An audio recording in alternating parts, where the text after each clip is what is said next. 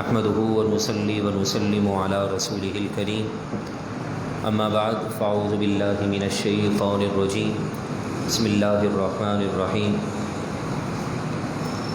اهدنا الصراط المستقيم صراط الذين أنعمت عليهم غير المغضوب عليهم ولا الضالين إن الله وملائكته يصلون على النبي يا أيها الذين آمنوا صلوا عليه وسلموا تسليما اللهم صل على سيدنا ومولانا محمد معدن الجود والكرم وآله وصحبه وبارك وسلم والحبيب الذي ترجى شفاعته لكل هول من الأهوال مقتحم يا من يشفع عند حضرة طه اشفع لنا يا أوجه الشفعاء نظرت إلى بلاد الله جمعا كخردلة على حكم اتصالي مولاي صل وسلم دائما أبدا على حبيبك خير الخلق كلهم.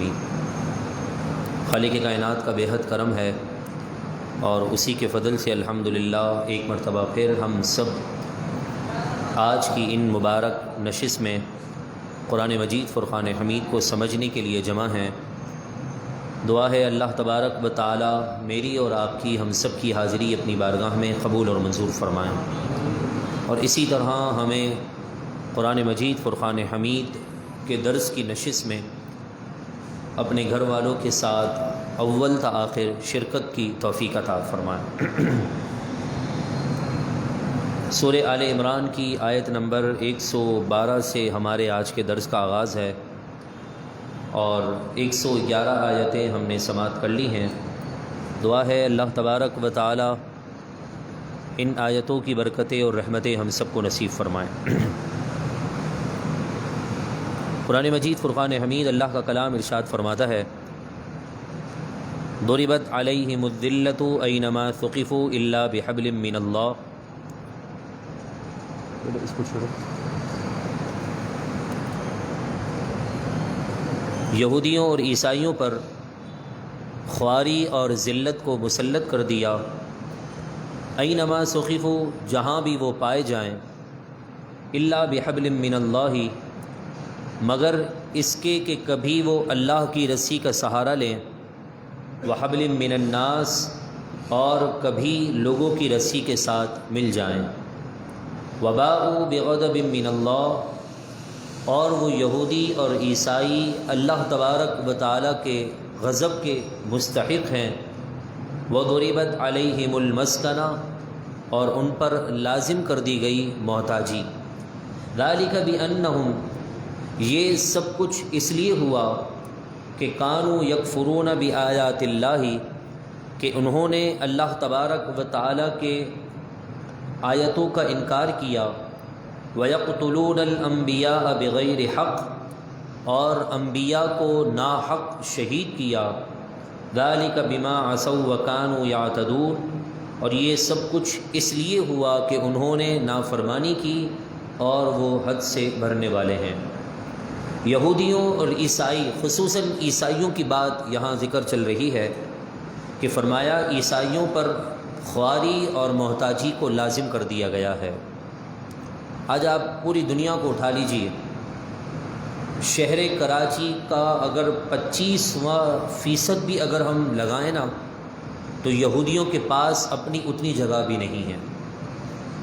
لیکن ان پر اللہ تبارک و تعالیٰ کا غضب ایسا ہوا کہ میرے محبوب نے فرمایا اگر اللہ کے نزدیک دنیا کی کوئی حیثیت ہوتی تو اللہ تبارک و تعالیٰ اپنے مقرب بندوں کو مکھی کے بال کے برابر بھی کوئی چیز عطا نہ فرماتا.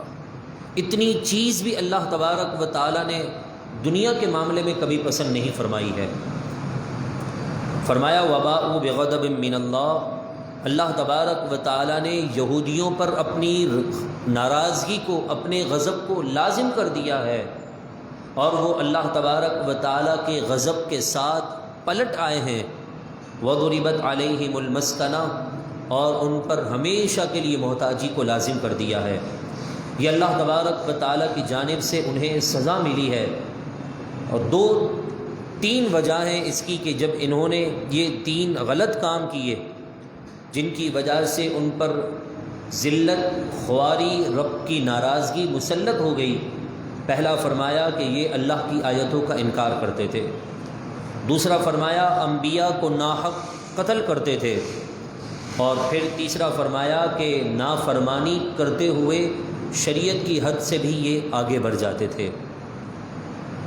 پوری دنیا کے اندر عیسائی بہت سارے بستے ہیں، کافر بستے ہیں، بتش ہیں، مسلمان ہیں، سورج کی پوجا کرنے والے ہیں، چاند کی عبادت کرنے والے ہیں، ستاروں کو عبادت کا مستحق سمجھ کر اس کے آگے اپنی گردنیں رکھنے والے لوگ ہیں۔ ان کی کمیونٹی، ان کی آبادی بڑی بڑھتی جا رہی ہے اور اچھی آبادی دنیا کے اندر ہے، لیکن یہودیوں کے پاس شہر کراچی کا 25% بھی حصہ نہیں ہے، لیکن اس کے باوجود بھی انہوں نے ساری دنیا پر اپنا ہول جما کر رکھا ہوا ہے۔ کیوں؟ اس لیے کہ ایک تو بات یہ ہے کہ یہ انتہائی کنجوس ہیں، ان سے 1 روپیہ بھی اپنے مقصد کے بغیر خرچ نہیں ہوتا، اور اگر یہ پیسہ خرچ بھی کرتے ہیں تو صرف اور صرف اسلام کے خلاف اپنے پیسے کو استعمال کرتے ہیں۔ کتنی آج ان کی پروڈکٹس ہمارے یہاں پر بکتی ہیں، لوگ خریدتے ہیں، انہیں فائدہ پہنچاتے ہیں، لیکن انہوں نے ان طریقوں سے بھی مسلمانوں کے پیسوں کو اپنے پاس اکٹھا کرنا شروع کر دیا ہے۔ آپ کیا کر رہے ہیں؟ آپ اپنے گھر والوں کے ساتھ ہیں، گیدرنگ میں بیٹھے ہیں، دوستوں کے ساتھ گپ شپ کر رہے ہیں، یہ پتہ لگانا ان کے لیے کوئی دشوار کام نہیں ہے۔ کیوں؟ اس لیے کہ انہوں نے اطراف میں ایسے جال بچھا دیے ہیں کہ جن کی وجہ سے مسلمان تو کیا، کسی بھی مذہب سے تعلق رکھنے والے انسان کی ساری ایکٹیویٹی انہیں نظر آ رہی ہوتی ہے۔ لیسوا سواء، قرآن فرماتا ہے یہودی سب برابر بھی نہیں ہیں۔ ہمارے یہاں پر بھی اچھے لوگ ہیں، برے لوگ بھی ہیں، لیکن رسول اللہ کے زمانے میں کچھ یہودی اچھے بھی تھے۔ کیوں؟ من اہل الکتاب امۃ قائمۃ، اہل کتاب میں سے کچھ لوگ حق پر قائم ہیں، یتلون آیات اللہ، وہ اللہ کی آیتوں کی تلاوت کرتے ہیں، آناء اللیل، رات کی گھڑیوں میں عبادت کرتے ہیں، وہم یسجدون، اور رات کو اٹھ کر وہ اکیلے میں اللہ کے حضور سجدہ کرتے ہیں۔ حضرت عبداللہ ابن سلام رضی اللہ تعالیٰ عنہ اور ان کے ساتھ جتنے بھی ان کے ساتھی تھے یہودیوں کے بہت بڑے عالم تھے، لیکن جب رسول اللہ علیہ الصلاۃ والسلام نے اعلان نبوت فرمایا، آپ مکۃ المکرمہ کی اپنی زندگی کو مکمل کر کے ہجرت کر کے جب مدینے پہنچے تو حضرت عبداللہ ابن سلام اور آپ کے جتنے بھی علماء ساتھی تھے انہوں نے حضور کو دیکھتے ہی پہچان لیا اور حضور علیہ الصلاۃ والسلام کا کلمہ پڑھ کر اسلام لے آئے۔ تو فرمایا ہر یہودی برا نہیں ہے، لیکن جو اسلام لے آئے وہ یقیناً اپنی منزل کو پا چکا ہے، اور ایسے انسان کو اللہ تبارک و تعالی دگنا ثواب عطا فرماتا ہے، ایک تو ان کی اپنی شریعت پر عمل کرنے کی وجہ سے، اور ایک ہماری شریعت کو فالو کرنے کی وجہ سے رب تعالی ایسے لوگوں کو دگنا ثواب عطا فرماتا ہے۔ فرمایا کہ وہ رات کو اٹھ کر عبادت کرتے ہیں۔ رات کو اٹھ کر عبادت کرنا یقیناً ایک خوش نصیبی کی علامت ہے۔ میرے محبوب علیہ الصلاۃ والسلام نے فرمایا کہ چند اشخاص ایسے ہیں جنہیں دیکھ کر اللہ تبارک و تعالی مسکراتا ہے، ان میں سے ایک بندہ وہ ہے جو رات کو اندھیری رات میں اپنے بستر کو چھوڑ کر اچھی طرح وضو کر کے نماز تہجد کا اہتمام کرتا ہے۔ جب وہ نیت باندھتا ہے اللہ تبارک و تعالی اس بندے کے اس عمل کو دیکھ کر مسکرا رہا ہوتا ہے۔ آناء اللیل، رات میں اٹھ کر عبادت کرنا، وہم یسجدون، اس حال میں کہ وہ سجدہ کرتے ہیں۔ اللہ تبارک و تعالی کو سجدہ کتنا پسند ہے۔ جہاں یہودیوں میں سے کچھ اچھے لوگوں کے اوصاف بیان کیے تو ان کی ایک صفت سجدے کو بیان کی۔ نماز کے اندر بھی ہر رکن ایک ایک مرتبہ ادا کیا جاتا ہے، رکوع ایک مرتبہ ہے، قیام ایک مرتبہ ہے، ہر عبادت کے اندر خاص چیزوں کو ریپیٹ کیا جاتا ہے۔ تو ایسے ہی اس خاص عمل کے اندر جو اسلام کا اہم رکن ہے، اس کے ہر رکعت کے اندر اگر کسی چیز کو ریپیٹ کیا ہے، تکرار کے ساتھ رکھا ہے، وہ سجدہ ہے۔ اس لیے کہ جب انسان عبادت میں کھڑا ہوتا ہے تو اس وقت شیطان ادھر سے بھی حملہ کرتا ہے، سیدھی اور الٹی جانب سے، آگے سے، پیچھے سے، اوپر سے، نیچے کی جانب سے وہ حملے کر رہا ہوتا ہے۔ لیکن جب انسان سجدے میں جاتا ہے تو وہ اپنا سر مٹی میں مار کر کہتا ہے میں اسے روکتا رہا، اس پر قابو پانے کی کوشش کرتا رہا، لیکن یہ بالآخر اپنے رب کے حضور سجدے میں گر گیا۔ یہ وہ عبادت تھی کہ جس کا مجھے حکم ملا، میں نے نہ کیا، میں مردود ہو گیا، لیکن اس نے ایک سجدہ کر کے اپنے رب کی رحمت کو پا لیا ہے۔ یہ سجدہ ایک ایسی عبادت ہے کہ جس عبادت پر رب العالمین کا قرب انسان کو سب سے زیادہ مل جاتا ہے۔ دعا ہے اللہ تبارک و تعالی ہمیں بھی مقربین کے سجدے سے، مقربین کے سجدوں کے صدقے سے مقبول سجدے ادا کرنے کی توفیق عطا فرمائیں۔ یؤمنون باللہ، وہ اللہ تبارک و تعالی پر ایمان رکھتے ہیں، والیوم الآخر، اور وہ آخرت پر یقین رکھتے ہیں، وَيَأْمُرُونَ بِالْمَعْرُوفِ، اور وہ نیکی کا حکم دیتے ہیں، وَيَنْهَوْنَ عَنِ الْمُنْكَرِ، اور وہ برائی سے روکتے ہیں، وَيُسَارِعُونَ فِي الْخَيْرَاتِ، اور وہ نیکی کے کاموں میں ایک دوسرے سے جلدی کرتے ہیں، وَأُولَئِكَ مِنَ الصَّالِحِينَ، وہ لوگ نیکوکاروں میں سے ہیں۔ اللہ تعالیٰ ایسے بندوں کی نیکی کو قبول فرماتا ہے۔ یہاں پر بھی پچھلے درس کی طرح ایک بات کو ریپیٹ کیا گیا، فرمایا اچھے لوگ وہ ہیں جو اللہ پر یقین رکھتے ہیں، آخرت پر یقین رکھتے ہیں، وَيَأْمُرُونَ بِالْمَعْرُوفِ، اور وہ لوگوں کو اچھائی کا حکم دیتے ہیں، وَيَنْهَوْنَ عَنِ الْمُنْكَرِ، اور برائی سے روکتے ہیں۔ اچھائی کا حکم کون دیتا ہے، برائی سے کون روکتا ہے؟ میں آپ سے نہیں بلکہ آپ کے ضمیر سے پوچھنا چاہتا ہوں۔ ہمارے یہاں پر تو کوئی اچھائی کی بات کرے، کسی کو کوئی اچھی بات بتا دے تو ناراض ہو جاتا ہے، اور اگر برائی میں ساتھ نہ دے تب بھی ناراض ہو جاتے ہیں لوگ۔ لیکن قرآن فرماتا ہے اچھے لوگ وہ ہوتے ہیں جو اللہ پر یقین رکھتے ہیں، آخرت پر ایمان رکھتے ہیں، نیکی کا حکم برائی سے روکتے ہیں، اور ایک دوسرے سے نیکی کے کاموں میں جلدی کرنے کی کوشش کرتے ہیں۔ آج آپ معاشرے میں دیکھ لیجئے، ایسے خوش نصیب لوگ آپ کو ڈھونڈنے سے بھی نہیں ملیں گے جو نیکی کے کاموں میں ایک دوسرے سے آگے بڑھنے کی کوشش کریں۔ بس ہر ایک کی یہ خواہش ہوتی ہے کہ یار ٹھیک ہے 3 وقت کی نماز پڑھ لی بہت ہے، میں نے آج کے درس قرآن میں شرکت کر لیا، اب اگلے ہفتے اتوار یعنی اگلے منگل کو نہ آؤں، مسئلہ نہیں ہے۔ اس نے جماعت کے ساتھ نماز نہیں پڑھی ہے تو میں کیوں پڑھوں، وہ یہ کام نہیں کرتا تو میں سے یہ کیوں کر دوں، بنسبت اس کے کہ آپ کسی کو برائی کے راستے سے روکیں تو دلیل میں یہ دلیل پیش کرتے ہیں کہ یار سب تو کر رہے ہیں، اگر ہم نے کر دیا تو کیا بڑی بات ہے۔ تو آج دنیا کے اندر لاکھوں نہیں، خربوں نہیں، اربوں لوگ نماز پڑھ رہے ہیں، اس کی عبادت کر رہے ہیں، اس کو راضی کر رہے ہیں، قرآن کے لیے اپنی زندگیوں کو وقف کر رہے ہیں۔ مجھے بتائیے اس عمل کے اندر میں اور آپ تو پیچھے رہ چکے ہیں، پھر ہم سمجھتے ہیں کہ ہم نیکوکار ہیں، کامیابی کو پہنچ جائیں گے، یہ کیسے ممکن ہے؟ اور آگے قرآن فرماتا ہے وَمَا يَفْعَلُوا مِنْ خَيْرٍ، اور جو کچھ انسان بھلائی کا کام کرتا ہے فَلَن يُكْفَرُوا، اس کی ناقدری نہیں کی جاتی ہے۔ جو قدردان ہے اس کی قدر کی جاتی ہے، اور جو ناقدرہ ہے اس کو پھر ایسے ہی چھوڑ دیا جاتا ہے۔ آج اگر میں اور آپ اچھے عمل کریں تو ہمارے اعمال ضائع نہ ہوں گے، اس کے بدلے میں ثواب بھی، دنیا میں عزت بھی، اور عزت کے ساتھ ساتھ رب العالمین کی رضا بھی شامل حال ہو جاتی ہے۔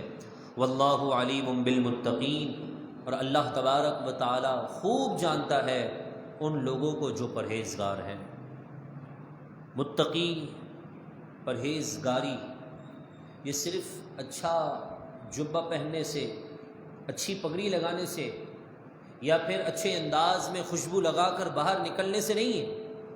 پرہیزگاری کا تعلق لباس سے نہیں ہے، پرہیزگاری کا تعلق پگڑی سے نہیں، پرہیزگاری کا تعلق اخلاص کے ساتھ ہوتا ہے۔ آپ ایک سجدہ کریں اخلاص کے ساتھ، اس سجدے کی برکت سے اللہ آپ کو نعمتوں سے نواز دے گا۔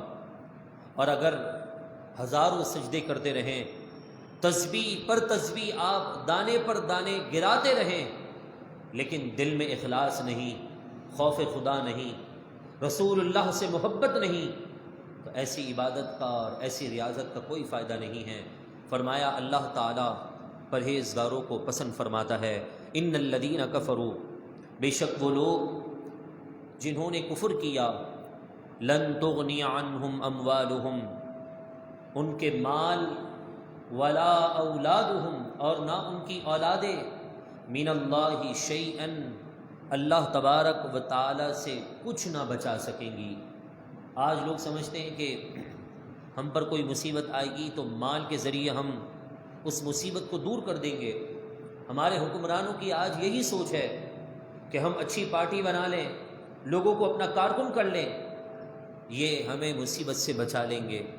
ہمارا جتنا مال ہوگا، جتنا اثر و رسوخ ہوگا، وہ ہمیں جو ہے وہ پریشانیوں سے، تکالیف سے، مصیبتوں سے بچا لے گا۔ قرآن نے فرمایا ایسا نہیں ہو سکتا ہے۔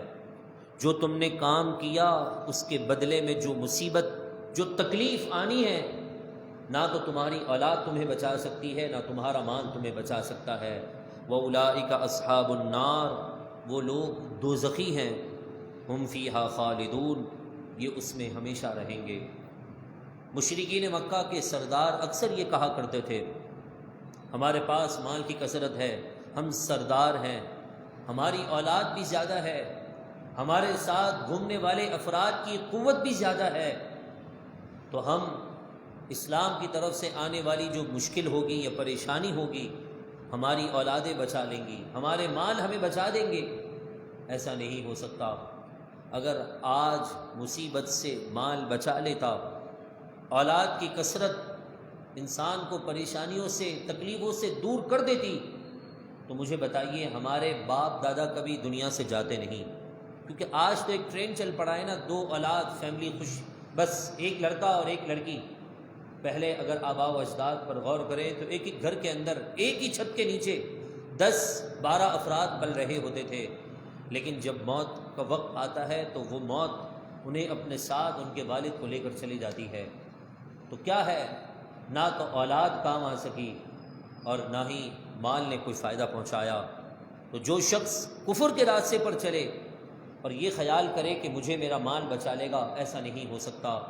مثل ما ينفقون في هذه الحیات الدنیا، آج میں اکثر یہ بات کرتا ہوں، وہ لوگ جو دین کی خدمت کا جذبہ رکھتے ہیں اور کسی عہدے یا ذمہ داری کو قبول کرتے ہیں، چاہے مسجد کے معاملے میں ہوں یا کسی مذہبی تحریک تنظیم کے معاملے میں ہوں، میں اکثر یہی کہتا ہوں کہ جو بھی عہدے پر ہے، ذمہ دار ہے، ٹرسٹی ہے، انتظامیہ میں ہے، اس پر یہ لازم ہے کہ وہ ہر مہینے اپنے جیب خاص سے اللہ کی راہ میں ضرور نکلوا کر فکس اماؤنٹ جمع کروائے، تبھی اس کو آپ انتظامیہ کے اندر لیں، تبھی آپ اس کو کسی عہدے پر فائز کریں، کیونکہ جب تک کسی انسان کا اپنا پیسہ نہیں نکلتا اس کی جان نہیں چلتی ہے۔ کاروبار میں ہماری جان زیادہ کیوں چلتی ہے؟ کیونکہ ہمارا لاکھوں روپیہ اس میں پھنسا ہوا ہوتا ہے۔ لاکھوں روپے پھنسے ہونے کی وجہ سے ہم صبح 8 بجے سے لے کر رات کے 10 بجے تک گدھوں کی طرح، جانوروں کی طرح ادھر سے ادھر گھوم رہے ہوتے ہیں اور اپنے گھاگ کو تلاش کر رہے ہوتے ہیں۔ تو جہاں پر عہدہ مل جائے، بغیر محنت کے، مشقت کے، ڈش میں رکھ کر آپ کو میٹھی چیز دے دی جائے، اچھی سے اچھی بنی ہو، لیکن نقص نکالنے والے ضرور نقص نکالیں گے۔ کیوں؟ انہیں دسترخوان پہ چیز مل گئی ہے، اس دسترخوان کو سجانے کے لیے محنت کرنی پڑتی، مشقت اٹھانی پڑتی، تو اس کے اندر اگر کریلے کی سبزی بھی ہوتی تو اس کے اندر بھی انہیں ذائقہ آتا۔ لہذا قرآن کا یہ فیصلہ ہے۔ قرآن نے کیا فرمایا؟ ان تمام باتوں کو ذہن میں رکھ کر قرآن کی اس آیت پر غور کیجئے۔ فرمایا مثل ما ينفقون، مثال ان لوگوں کی جو خرچ کرتے ہیں، فی هذه الحیات الدنیا، اس دنیاوی زندگی میں، کمثل ریح، ان کی مثال تو ایک ہوا کی سی ہے۔ ریح عربی کے اندر ہوا کو بولتے ہیں۔ فرمایا کمثل ریح، ان کی مثال تو ایک ہوا جیسی ہے، فیہا سر، جس میں جلا دینے والی سخت سردی ہے، اصابت حرث قوم، وہ سخت ٹھنڈی ہوا کسی کھیتی کو پہنچ جاتی ہے، ظلموا انفسہم، جنہوں نے اپنی جانوں پر ظلم کیا، فاہلکت، وہ ہوا اس کھیتی کو برباد کر دے۔ اب انسان سال بھر کے لیے اس پر محنت کرے، اس کھیتی کو آباد کرے، محنت کر کے اس سے پھل حاصل کرنے کی کوشش کرے، عین اسی لمحے تھوڑی سی غفلت کی وجہ سے وہ ساری کھیتی باڑی تباہ ہو جائے، مجھے بتائیے اس کام کرنے والے کو کتنا نقصان ہوگا۔ وہ گویا یہی کہے گا جو سورہ واقعہ کے اندر الفاظ موجود ہیں، بل نحن محرومون، ہائے افسوس میں تو محروم ہو گیا، مجھے تو کوئی حصہ ہی حاصل نہ ہو سکا۔ تو ایسا ہی اس بندے کی مثال ہے جو کسی عہدے پر ہو اور وہ مال صرف اور صرف دنیاوی لوگوں کی نظر میں واہ واہ حاصل کرنے کے لیے کرے، تو قیامت کے دن اسے کوئی اجر نہ ملے گا۔ اور اگر کوئی بندہ چھپ کر اللہ کی رضا کے لیے، رب العالمین کی خوشنودی حاصل کرنے کے لیے مال کو خرچ کرے، تو فرمایا اس کا اجر تو پھر بہت دگنا ہے، لیکن جو دکھلاوے کے لیے کام کرتا ہے اس کی مثال تو اس کھیتی باڑی والے انسان کی طرح ہے کہ ایک سرد ہوا آتی ہے، وہاں پر برف باری آ جائے، ساری کھیت کو تباہ کر دے، کوئی چیز اس کے پلے نہ پڑے، اس کے ہاتھ کوئی چیز نہ آئے، تو فرمایا ایسی مثال اس دنیا میں مال خرچ کرنے والے کی ہے جو دنیا کے لوگوں میں واہ واہ حاصل کرنے کے لیے مال خرچ کرتا ہے۔ وما ظلمهم اللہ، اللہ نے اس پر کچھ ظلم نہ کیا، ولکن انفسهم یظلمون، لیکن وہ خود اپنی جانوں پر ظلم کر رہا ہے۔ یا ایھا الذین آمنو، اے مسلمانوں، لا تتخذوا بطانۃ من دونکم، تم اپنے دشمنوں کو اپنا رازدار نہ بناؤ، لا یألونکم خبالا، وہ تمہاری تباہی میں کمی نہ کریں گے، ودوا ما عنتم، انہیں وہی بات اچھی لگے گی جن سے تمہیں تکلیف ہوتی ہے۔ میں تو صرف قرآن کی آیت پڑھ کر سنا رہا ہوں، آج آپ مسلمانوں کا حال دیکھ لیجئے، مسلم امہ ہیں، ان کے حکمران ہیں، لیکن یار بنائے ہیں تو عیسائیوں کو بنایا ہوا ہے، اپنے دوست بنائے ہیں تو کافروں کو دوست بنایا ہے۔ اگر آج ہم بھی دیکھ لینا تو ہم نے بھی اپنا اگر رازدار بنایا ہے تو اپنے مذہب سے ہٹ کر کسی اور مسلک کے انسان کو بنایا ہوا ہے، ایسے بندے کو بنایا ہوا ہے جو بار بار ہمیں ڈستا ہے، اور ہم سمجھتے ہیں اس سے بڑھ کر ہمارا کوئی رازدار نہیں ہے۔ قرآن نے پہلے ہی فیصلہ کر دیا ہے۔ تاریخ اسلام کو اٹھا لیجیے، آپ دنیا کی تاریخ پڑھیے، جب کسی اسلامی ملک کو تباہی ملی ہے صرف اور صرف اس وجہ سے ملی ہے کہ انہوں نے اپنا رازدار کسی اور کو بنا دیا۔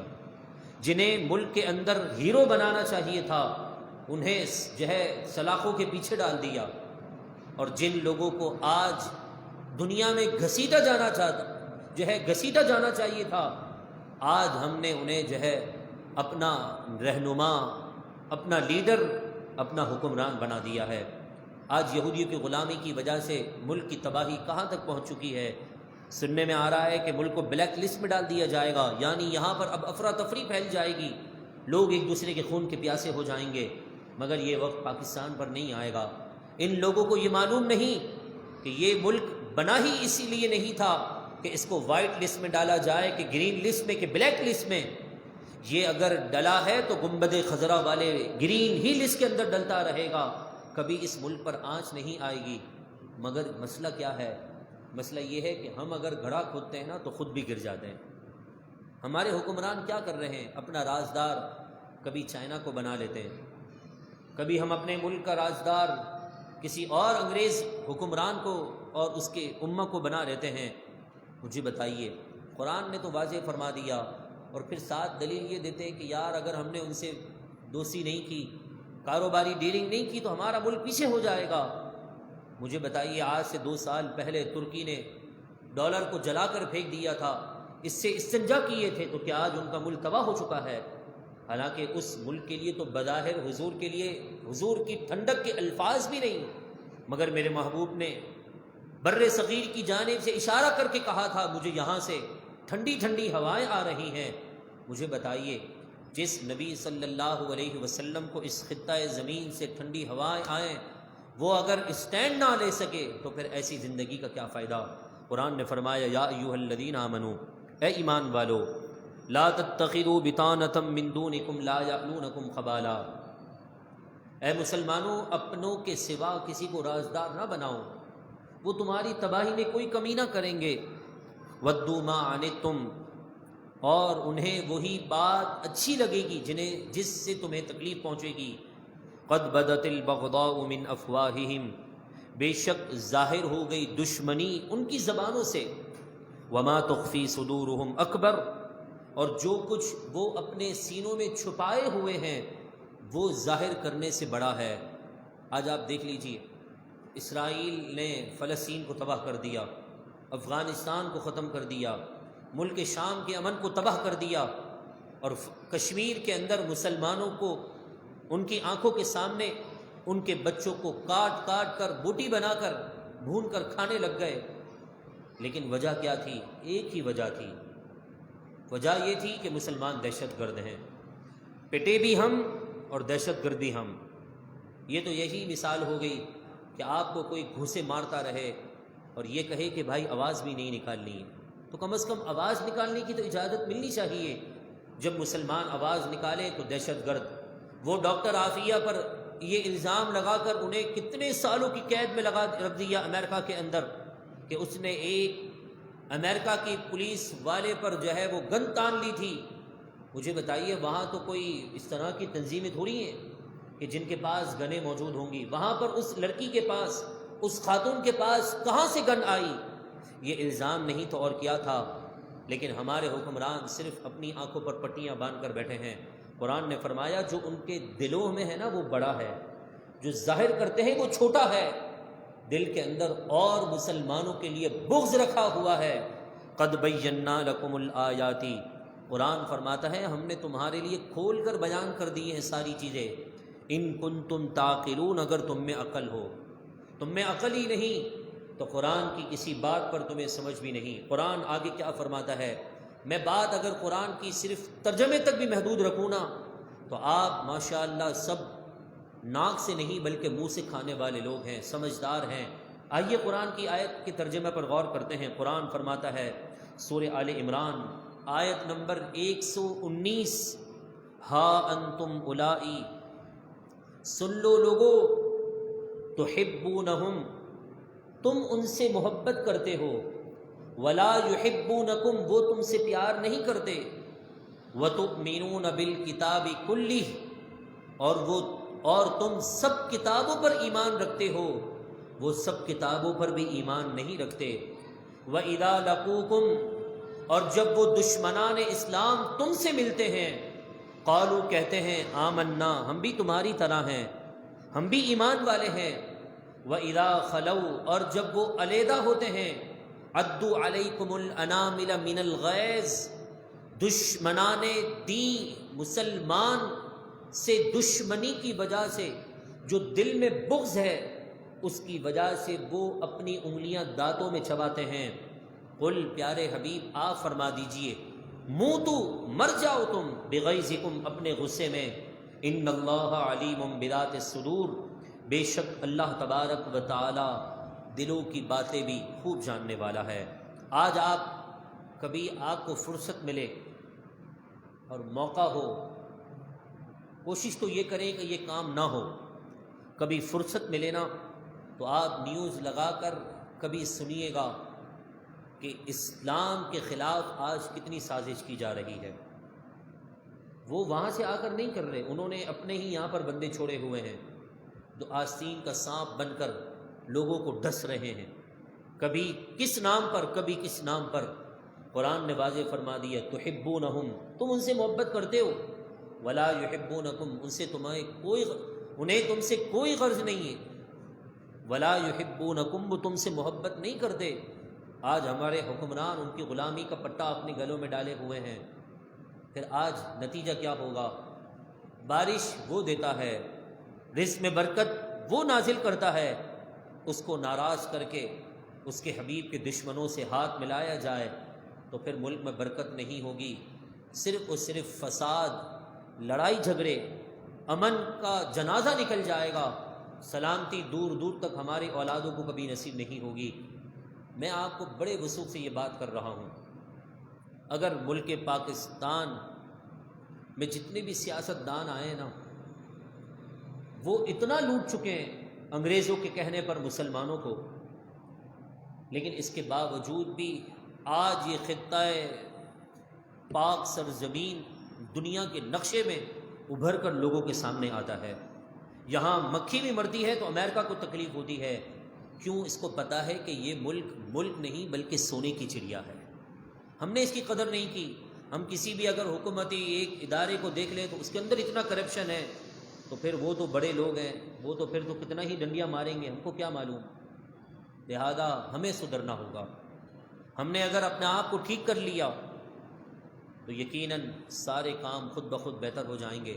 آپ کہیں گے مولانا صاحب ہم اپنے آپ کو ٹھیک کر لیں تو کیا ہے، سامنے والا تو بگڑا ہوا ہے نا، ہم اپنی اولاد کو بھی ٹھیک کر سکتے ہیں۔ آپ کسی کا برا نہیں چاہیں گے، آپ کے ساتھ کوئی برا نہیں کر سکتا ہے، کیونکہ برا کرنے والے سے بچانے والے کی ذات بڑی ہے، اس کی طاقت زیادہ ہے۔ لہذا ہم سب مل کر یہ عزم کرتے ہیں کہ ہم کبھی بھی اپنے ملک پاکستان کو گندہ ہونے نہیں دیں گے انشاءاللہ، دینی اعتبار سے بھی، اخلاقی اعتبار سے بھی، کردار کے اعتبار سے بھی، اور یہ ہمارا ایمانی بھی فریضہ ہے، اخلاقی بھی فریضہ ہے، اور وطن سے محبت تو عین ایمان ہے، یعنی ہمارا ایک وطنی محبت کا بھی یہ تقاضا بنتا ہے۔ جب نماز فجر کے لیے میں رمضان المبارک میں آیا کرتا تھا، بڑا افسوس ہوتا تھا، جتنی بھی یہ دکانیں والے ہیں دودھ کی یا کتنی بھی جو دکانیں ہیں، صبح کے وقت صاف صفائی اپنی دکان کی تو کر لیتے تھے، لیکن سارا گندا پانی روڈ پر پھینک دیتے ہیں۔ یہ ساری دکان والے اطراف کے بھی ایسے ہی ہیں، ساری گندگی باہر نکال کر پھینک دیں گے۔ نمازی آ رہے ہیں، ان کے پاؤں خراب، ان کے کپڑے خراب، کسی کو کوئی فکر ہی نہیں ہے۔ یہی کام اگر میرے گھر کے باہر ہو تو میں لڑنے مرنے کے لیے باہر نکل جاؤں، مگر انہیں پتہ ہے نا مسلمان سنی سنے بس ختم، ہم جو کرتے رہیں، مگر شاید انہیں یہ معلوم نہیں کہ اب مسجد کے وارث زندہ ہو چکے ہیں، بیداری ان کے مقدر میں آ چکی ہے۔ اب انشاءاللہ ہماری مسجد کی طرف کوئی میلی نظر اٹھا کر بھی نہیں دے سکتا انشاءاللہ۔ بس آپ نے دین کی خدمت کے لیے ہر منگل کو، ہر جمعرات کو اللہ اور اس کے رسول کی رضا کے لیے، اس کے حبیب کی محبت میں اپنے گھر والوں کے ساتھ شرکت کرنی ہے۔ دیکھیے وقت کتنی تیزی کے ساتھ گزر جاتا ہے، 30 منٹ کا یہ درس قرآن پاک ہے، 31واں منٹ چل رہا ہے۔ بس میں آپ سے گزارش کروں گا خود بھی آئیں، لوگوں کو لے کر آئیں۔ اللہ تبارک و تعالی ہم سب کو قرآن کی باتوں پر عمل کی توفیق عطا فرمائیں۔ دوران گفتگو کوئی بات، کوئی جملہ جس سے توبہ لازم ہو، رب کائنات معاف فرمائے، میرا اور آپ کا حامی و ناصر ہو۔ کوشش کریں جماعت ادھر ہی ادا کیا کریں تاکہ آپ اول سے آخر درس قرآن میں شریک رہیں۔ رب العالمین ہم سب کو خوب برکتوں والی زندگی نصیب فرمائیں، آمین۔ سبحان ربک رب العزت عما یصفون وسلام علی المرسلین والحمد للہ رب العالمین۔